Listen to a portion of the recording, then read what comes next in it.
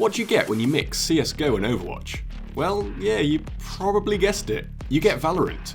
Although a lot of comparisons have been made to other popular titles, Riot Games' new 5v5 round-based shooter does feel unique enough, with a roster of 11 agents who each offer a distinctive twist on its competitive gameplay. On the other hand, it's hard to not look at the games that have clearly inspired Valorant and immediately differentiate between them. If you suck at FPS games, you're probably going to suck at Valorant. The time to kill is incredibly low, with headshots almost always being instant kills. In Overwatch, for example, you don't have to rely on your aim to do well, especially if you pick a hero like Winston, as his Tesla cannon will lock onto any nearby enemy. Valorant is much more about gunplay and accuracy, with the agent's abilities being a secondary factor, but more on the characters later.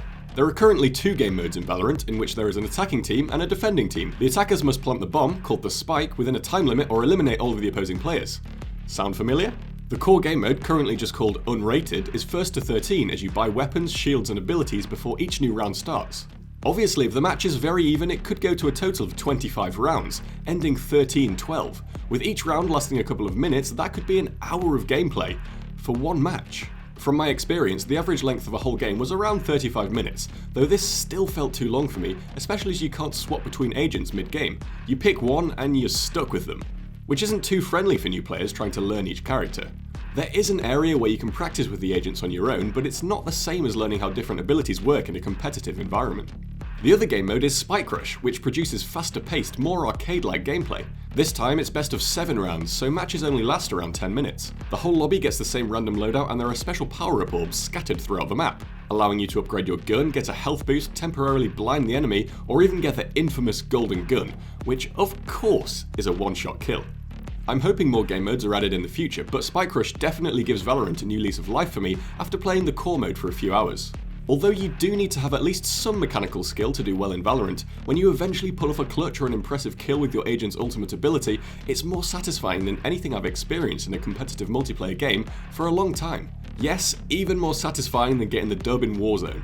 As I've been playing Valorant with a keyboard and mouse, and not my familiar Xbox controller, these plays were few and far between, so even getting a single kill gave me a rush of adrenaline.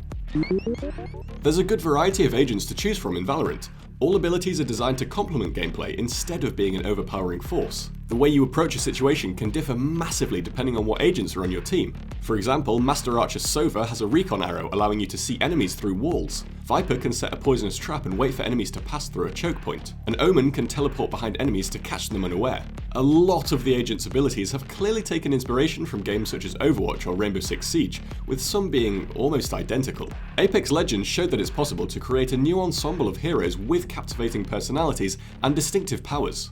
Although Valorant introduces us to a vast array of agents, none of them bring anything new or are quirky enough to be remembered. For a newcomer, I found both Raze's rocket launcher and Viper's poison cloud very useful. The former, as you don't really need good aim to get a kill with it, and the latter to put on the bomb once placed to keep enemies away from it.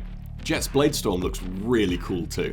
I've been a little harsh on the agents so far, but they do add a fun tactical aspect that wouldn't be in the game without them. The way they break the fourth wall and have conversations with each other before each round begins can be amusing, and their abilities add unique moments that aren't possible in a game like Counter-Strike. They add value, making the game more than just clicking at an enemy skull. Would I enjoy playing Valorant as much if it didn't have agents? Almost definitely not.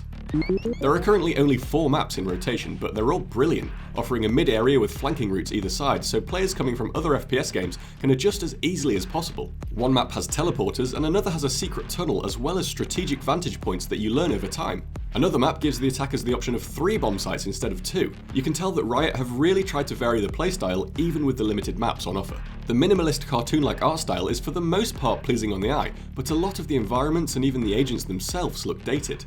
I can't help but to go back to Overwatch, which just looks better. On the other hand, the visual simplicity does allow the gameplay to really shine. Valorant is a lot of fun to try and master, though a little tricky to pick up at first. The gunplay feels as precise as any shooter on the market, and the cast of agents add to the erratic nature of unique gameplay situations. The game has only just come out of beta, so improvements and additions are likely to be made in the future. Valorant is good, but it has the potential to be great.